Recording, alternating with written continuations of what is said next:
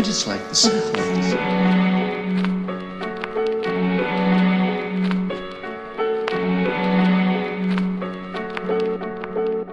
What's going on, everyone? It's your boy Nate, coming at you from Real Talk Radio. I'm here with co-host Pat. Hey guys, what's up? How's it going? And I'm also here with the amazing Professor John Flood. Really? Oh my God. Well, that's very nice. Thank you.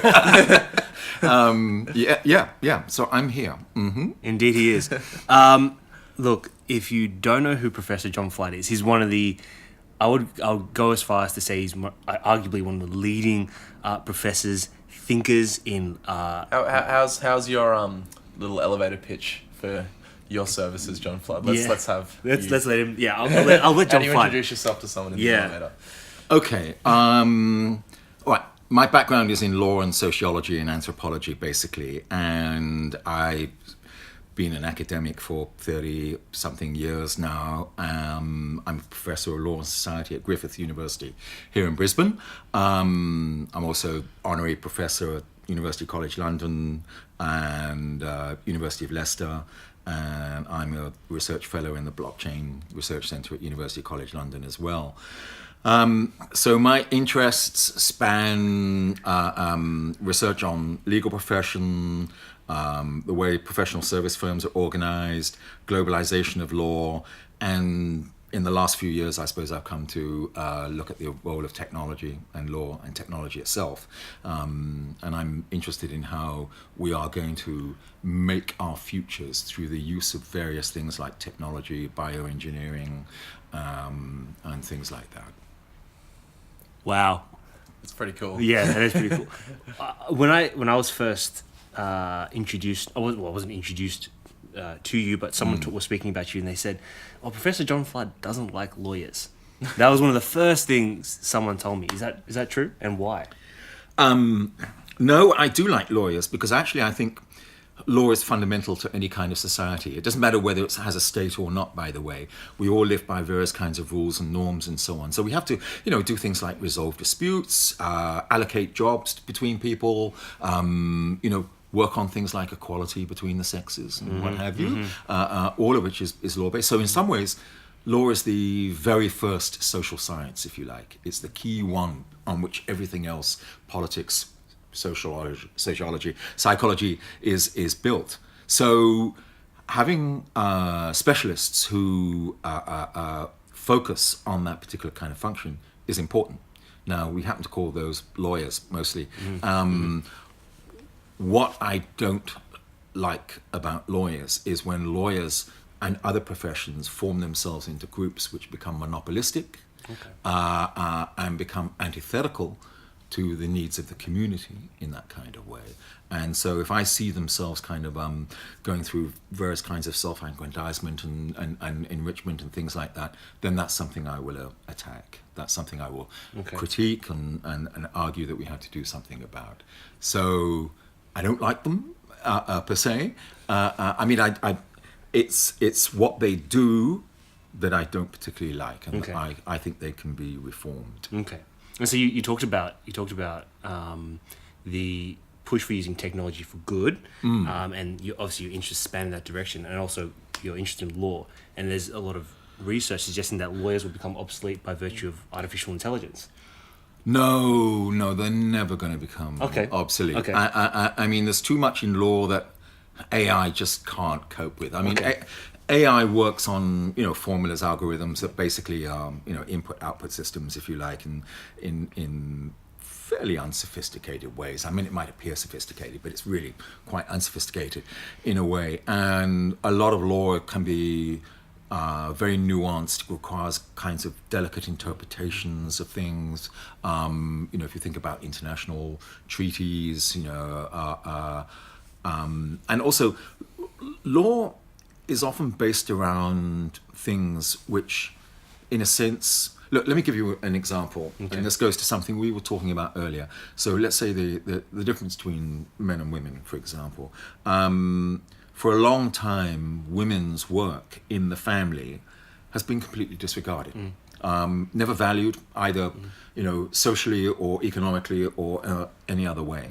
So if you go back 40 years, when couples got divorced, very often the man was the breadwinner, the woman was the homemaker, and she ended up with very little or nothing. And it was only, and there was nothing in the law that sort of argued against that, if you like. It was only when the judges started to say, hey, wait a minute, no, this work does have value. It has social purpose. It has use. So we have to include that in the calculation of who gets what. And that was when, for example, women with children started to receive the family home, and the man had to start making payments and things that kind of way. So what law is able to do is extrapolate from situations that apparently don't answer the situation, but move them into future situations where we need to come up with solutions. And I don't think AI can do that at the moment in that kind of way. Cool. I mean, do you think it's going to maybe not necessarily replace the role of a lawyer, but I think lowering the barriers to entry for law, like significantly to a point where it's almost an unrecognizable landscape. If you've got, because I think the main barriers, what would you say the main barriers to entry for law are right now? Would that be like just the sort of overcomplicated unnecessariness of a lot of the sort of systems? Jargon, like all the bullshit that you have to the jargon, like just the words that... I think that's probably the main thing for me that is a barrier. It's a really good point, and a very important one. I mean, I think there are multiple barriers at the moment. First of all, most people who become lawyers have parents who are already professionals themselves. So it's a self-replicating group, if you like, in many cases. It's a long training, so it requires money to invest in that kind of deferred gratification, the expectation you're going to get rewards later on. It's a ridiculously competitive market as well. Like I know, for example, there's a couple of law firms here in Brisbane that don't accept students from anywhere except UQ. Yeah. And that's just it. The alumni culture, Yeah. That and that you'll find all around the world. I mean, what they will say is... Is there kickbacks and money involved between... No. It's just reproducing the same class over and over again, because the people who weren't hired from UQ came from UQ themselves. People who weren't hired from anywhere else except UQ came from UQ themselves. So they just automatically blank out all the other institutions in that way. Weird form of intellectual xenophobia. Yeah, it is. That happens in the US, in the UK and Australia. China. India, I can't think of it anywhere where it won't actually happen. And you see, look, a point of a profession, and a legal profession especially, is that, and this goes to your point, is that to become a professional like that requires acquiring a lot of knowledge and expertise and so on that you can apply in all kinds of different situations. You have to learn complex languages. Bit like you do coding, which I don't understand. Law is a kind of code in itself, in a way that you constantly changes, and you have to adapt to. That's an interesting. That's where I see the future of law going. Your lawyers are going to be now. I can see, because with just the rise of these like artificial intelligence markets, like you've got things like SingularityNet, for example, which is a blockchain based market for AI, which is just literally just agents, programs.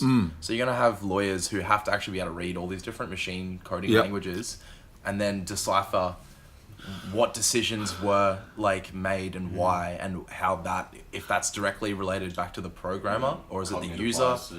Put into these yeah. See, and who's at fault for that? And who's regulating the program? Exactly. Well, right. Look, whether or not you need lawyers to be able to do, say, the coding and understand the coding, I think is open to question. What lawyers need to be able to do is work with people who do that, and understand the interpretations that people give them. So, but name one person who understands a lawyer. But it's something that has to go both ways. Lawyers have to make themselves intelligible to other people, and coders and what have you have to make themselves intelligible to lawyers. There has to be a kind of cross-cultural, cross-disciplinary communication, which at the moment we're very bad at. Will that happen in universities and that side of things, or do you think a connection like that is going to happen on the outskirts of the internet? It's going to happen in various arenas. I think it's got to happen in the universities. It isn't happening enough in the universities. It's something I'm trying to push at the moment. We need a lot more of it. Is that at just the moment. Communication between degrees? I mean, at the moment, it's probably happening out there in practice, if you like, but it needs to be brought back into the educational sphere because this gives people choices. Otherwise, you end up with a very narrow view of what the legal world is or what the technology world is and so on, which is crazy. But where I think AI and technology will have value in law at the moment is a lot of what lawyers do is very mundane and very routine, So often contracts, even international contracts, are just sequences of do this, then that, do this, then that. If it goes wrong. Brought up that AI can. Exactly. That sort of stuff, I think, is ideally suited to artificial intelligence and so on. But having said that, the creation of that contract, understanding all the social relationships that go into that contract, I don't think AI can cope with at the moment. So look, if you imagine, say, you're building a railroad, right? So you have to deal with the people you're probably going to displace, land use, land pollution, planners, engineers, software people, train manufacturers, steel producers, all of those sorts of things. All of that has to be combined. All of those relationships have to be brought together in a very complex kind of nexus within the contract. I don't think AI is capable of that yet. Once you've got that, once the thing then starts to execute, that's where I think AI can really come in. Yeah, well, there's your answer, ladies and gentlemen, for all those out there who think that AI will reign supreme in some sort of transhumanist, political environment. Yeah, like we're gonna have to come together. I don't think either AI will reign. One can't be without the other. That's sort of. Well, what are we basing AI off? The brain. Yeah. Exactly. And as you said earlier, there's the whole thing about cognitive biases and so on. So, I mean, for example, there's the AI that's being used to assist in sentencing decisions in New York at the moment. Well, surprisingly, most of the people who go to jail are blacks, because that's the way the algorithm tends to work, because it's full of all of those cultural and cognitive and social biases that we build in. I mean, it really is a case of, data that's not being created from an AI, it's pulling data that's pulling human data. Yeah. So I think there's a common belief at the moment. I mean, I think most aware people realize it's not true, that big data somehow or other can just be kind of like a dredger, as though it can take anything and somehow it will sort it out magically with the correct results at the end. But actually the integrity of the data is absolutely crucial to the entire Do you think that the role of humans going forward then is going to be interpreters of the data? Because that seems like the one thing that AI can't do, or what you're saying AI can't do. It can collect unbiased data and it can execute unbiased programs, but it can't interpret. Yeah. And I think that's where the humans are going to come in. They're going to be like, cool, we can look at this data and then we can make this program based on what the data is. But if you try to program an artificial intelligence, because the humans suffer the same cognitive biases. I think it's better having a human in there than having a program permanently making those decisions. I think that's what I'm trying to get at. Is there anything as pure data, like unbiased, non-tampered with data? Where would you get that from? Where would you start? That's the pursuit of science, though. If I said to you, can you get unbiased data of the population of Brisbane, and just pure, I want the actual most pure population number of Brisbane, where do you even start? I do not think that exists. Because would blockchain and technologies like that be able to create? I think it would enable us to more accurately acquire unbiased data, but... And that's a big push people overlook with the blockchain. Well, I mean, you asked that, right now, if you wanted to get a full, census of all the entire population of Brisbane, you got to send people to everyone's house. But with a robot, you can literally just, check records instantly and then actually, view people come... You know what I mean? I don't want to get into all the different, security shit that would go on with that, but I'm sure there'd be a way to, streamline the process. So you actually could record every single person in Brisbane using some form of artificial intelligence. I guess it comes down to the point in which that data is taken from that AI to a human at one point to then, you need to create a stream of AI to AI to AI to AI to AI. It's the point where the humans interject with data is when you, Well, they interject at the start. They say, hey, here, collect this data, and it's done. Yeah, Like- should that be the human's only interaction with the collection? Look, take one of the most basic data collection exercises that virtually every country does, the census, Yes. right? So every 10 Ours is years, every 4, I think. so every 10 years, a form or something goes to every household and you're supposed to fill it in. But in some ways, it's quite arbitrary as to whether it collects the full range of information whether I or fill not. in correct. Indeed. So statisticians have argued, demographers, this is a crude way of doing it. It's fine for the 19th century and early 20th century, but we've got much better ways of doing it now. So why don't we exactly? But also Send statistically, everyone a text. Yeah, Like, yeah. Hey. but are we you- can, yeah. but we can also statistically work out the census, from samples, and we can, then calculate and probably come up in some ways with a more significant figure than by virtue of the crude analog system, if you like. People reject that. People don't like that because they obviously think there's something slightly sleight of hand about it in some way, and that there is a sort of truth to the old style census, and maybe there is. I mean, you have to do it yourself in some ways. You become engaged in that kind of process, and that gives you a connection with it, and then you understand what comes back from it, the tax benefits, the infrastructure projects, the buses, the roads, and all that sort of stuff, and what have you. The danger with AI is if it separates itself from people in such a way that you feel, wait a minute, I have no further connection with this. I am just a feeding mechanism to this, and then a kind of recipient that says, right, you must do this, this is what we think is appropriate, and so on and so forth. Unless I can engage with it and argue with it and discuss with it and modify it, am I going to become enslaved by it? Are you a believer in free will?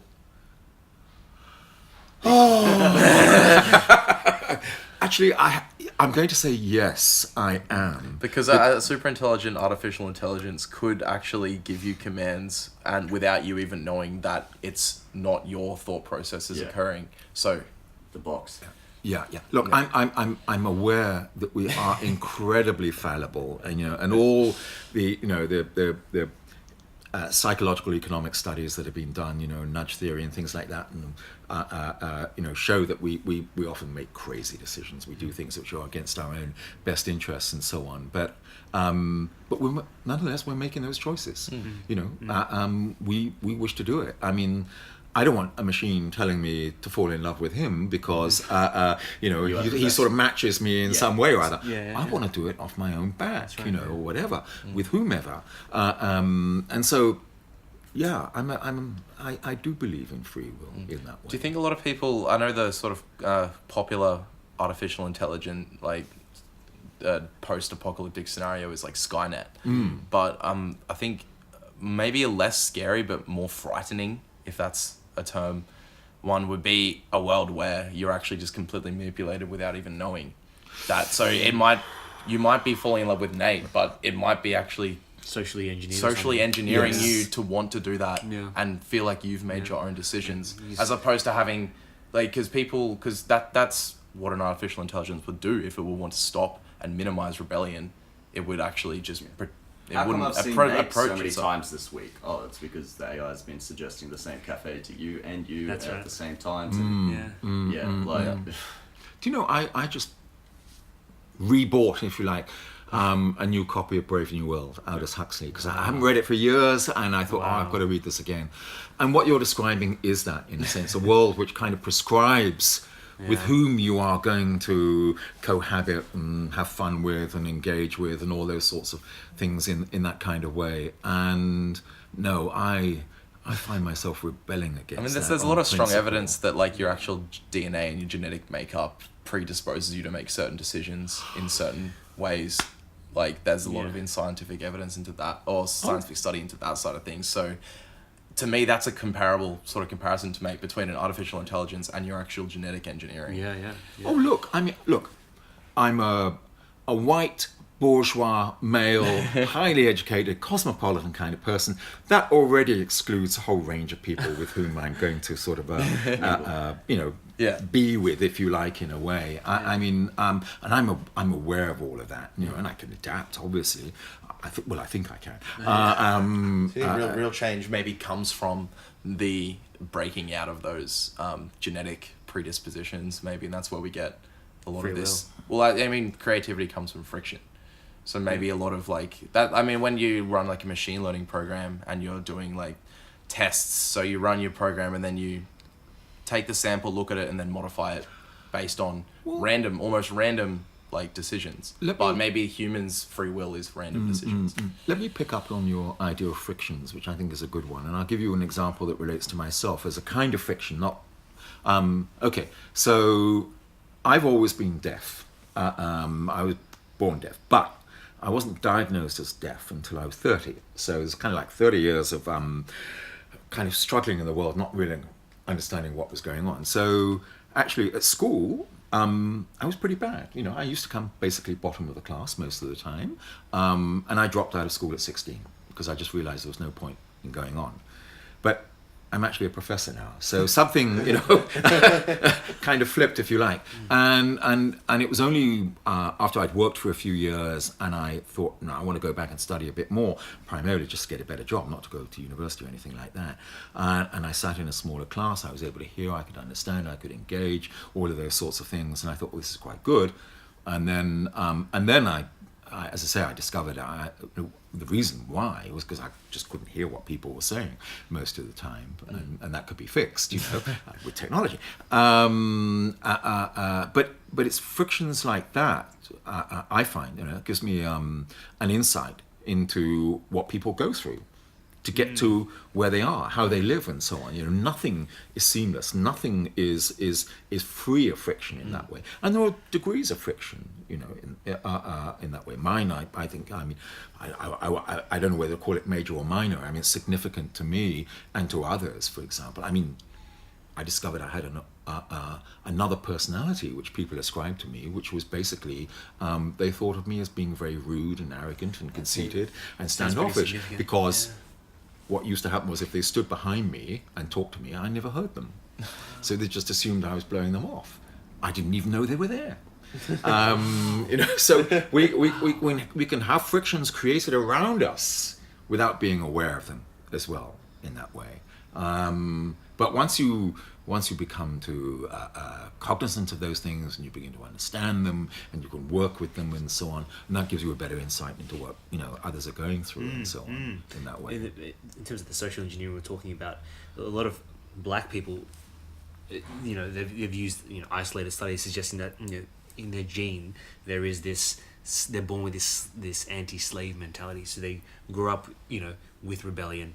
With this anti-establishment sort of look upon the world. Counterculture. Right. And so the friction does one of two things for some of these black people. They stay stuck or they move on. And, it's the decision point between that part of moving on is or not is the difference between being a professor or not. So and it can propel you very far forward or keep you stuck forever. Right. Like, and not moving forward. And maybe the AI could be like, hey, you should do this instead of that. You know what I mean? Yeah. Now, you know, we don't know. Well, I think that's a really good point. I think the AI, if you think of the AI as a kind of nudge mechanism in some ways, you know, it can warn you or make you aware of things which you really paperclip assistant. Hey, imagine that just popping up in front of you. Like, Just, have you saved your file yet? Have you paid your taxes? or whatever, you know. That's cool. Yeah, you're right, 100%. Well, yeah, we might just. I think we'll wrap it up here. Yeah. Awesome. Cool. So we got over AI dominance. What else did we go through? Lots of awesome stuff. Law, ethics, the current state of university. Yeah. A bunch of topics. Look, Great. John, for anyone listening who wants to delve further into, like, your fields and what you do you want to kind of just give us a little, maybe some videos, books, or movies, or authors, you know, the people that have inspired you and the way you think? Cool. Okay, I can think of a couple, and Brave New World's definitely one. Brave New World, I think is absolutely terrific. Do you know what? there's a book on my table here which is about the making of 2001 Space Odyssey by Stanley Kubrick. I think that's a terrific film about the way, people live together and how they function and so on. And also what, in some ways, I mean, of course it's idealistic and science fiction, but it gives you an idea of what futures might hold and how we might develop our ways. And of course, the classic scenes with HAL, the computer, and what happens when humans and machines maybe don't particularly agree about something in that kind of way. So, I'll leave it at those at the moment. But I'm happy to put some other stuff on your website for you in connection with this too. Also, johnflood.com has a lot of his essays, which you mentioned. Very okay. excellent literature there, if you want to. Thank you. Yeah, absolutely. Just thought I'd throw that in there too. And I'm on Twitter as well at John A. Flood. Awesome. I'll see you later. Thanks, guys. Ciao. Thank you so much, John. Thank you.